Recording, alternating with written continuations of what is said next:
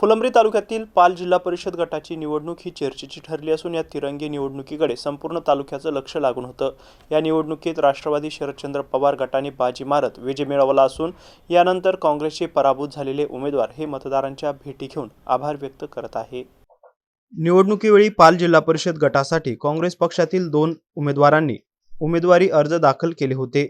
युवक काँग्रेसचे माजी जिल्हाध्यक्ष वरुण पाथरीकर तसेच युवक काँग्रेसचे फुलंब्री विधानसभा अध्यक्ष ज्ञानेश्वर जाधव यांनी उमेदवारी अर्ज दाखल केली। मात्र पक्षाने ज्ञानेश्वर जाधव यांना पक्षाचा एबी फॉर्म देत उमेदवारी जाहीर केली। यामुळे नाराज झालेल्या वरुण पाथरीकर यांच्या समर्थकांनी खासदार डॉक्टर कल्याण काळे यांच्या कार्यालयात गोंधळ घातला होता।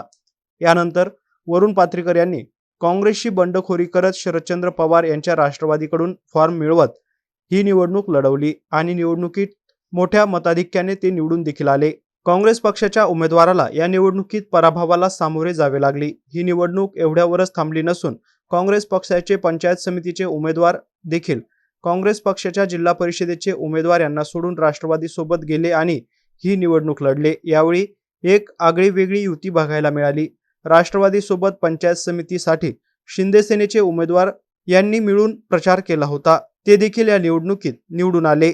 मात्र या निवडणुकीत प्रामुख्याने एक गोष्ट बघायला मिळाली, काँग्रेसच्या उमेदवारासोबत काँग्रेसचा एकही कार्यकर्ता हा प्रचारादरम्यान दिसून आला नाही। उलट काँग्रेस पक्षाचे कार्यकर्ते हे राष्ट्रवादीच्या कार्यकर्त्यांच्या प्रचाराला दिसून आले। या प्रकारामुळे तालुक्यात उलटसुलट चर्चांना उधाण आले।